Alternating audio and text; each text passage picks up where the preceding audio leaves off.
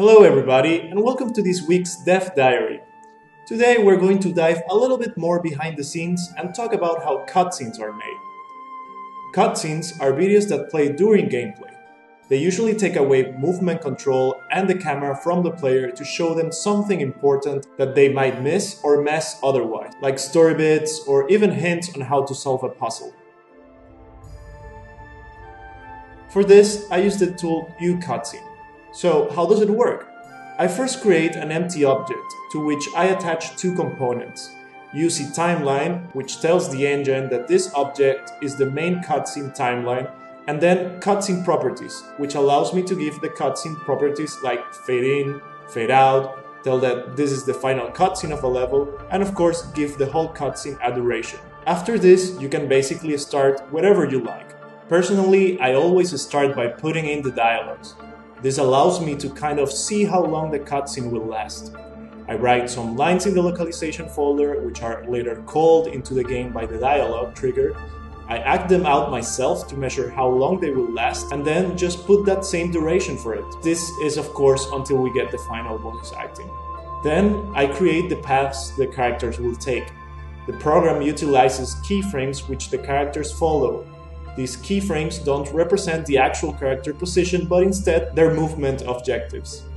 So after setting up the game objects that control the characters, I place the keyframes in their path timelines. Afterwards, you just need to place the camera shots. The cameras are very similar to the character paths, with the exception that cameras don't depend on the movement speed of the character. Instead, they can move as fast as you want them to, but you do have to create switches for them so you can go from one camera to another.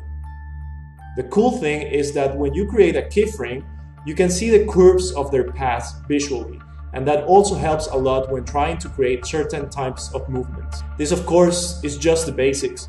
There are other things that you can do in uCutscene, like control where a character is looking at, make the camera shake, activate or deactivate various things like special effects, for example, and much more.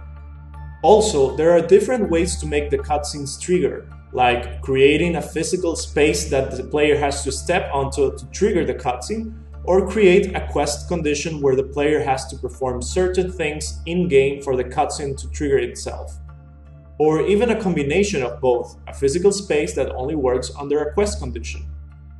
What we use really depends on how we foresee the player interacting with the game and what works better for certain cutscenes. I forgot to mention that this tool was made by our own programmers.